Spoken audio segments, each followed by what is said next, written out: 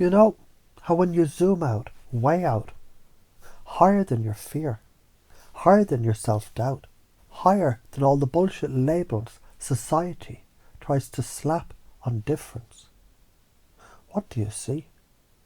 A tapestry, a fucking cosmic puzzle, where every jagged, irregular, weird-shaped piece matters. And when you keep calling those edges broken, the puzzle never completes. Humanity's picture remains unfinished. Imagine this, a world where Tesla's nervous energy was sedated, where Da Vinci's obsessions were drowned in Ritalin. What's left? Beige. A beige waiting room where innovation flatlines, where the orchestra of evolution loses its irregular beat. That's the karma of ignoring difference. That's the consequence of stuffing lightning back in its bottle. Now chunk it down. That kid tapping their pencil, not a problem. That's a nervous system sparking new pathways. That obsession with numbers, that's a mind decoding hidden harmonics, like a radar tuned to patterns most people sleepwalk past. That restless rhythm, that's the evolutionary engine revving. It's not a bug in the code, it is the code. And science backs this up. Neuroscience shows neurodivergence links to enhanced pattern recognition, resilience under novelty, divergent thinking. These aren't malfunctions, they're upgrades. They're survival traits. You already know this deep down, because every time you've been the odd one out, every time you felt too much, too fast, too different, you are actually showing the universe the edge it needed to grow. And here's the rub. If you deny that, if you don't own it, life shrinks, like a muscle unused, like a fire starved of oxygen. The fear of what people think becomes the cage. You start believing the cage is reality. That's where limiting beliefs breed. Shadows pretending to be walls. But notice, you already do the opposite in small ways. You've had those moments when you trusted your rhythm, when you said the thing that didn't fit, and it changed the whole conversation. When you followed your weird obsession, and it solved a problem nobody else could. That's you chunking down into detail, and then chunking up into vision. Naturally, you already do it. You've just forgotten how much it matters.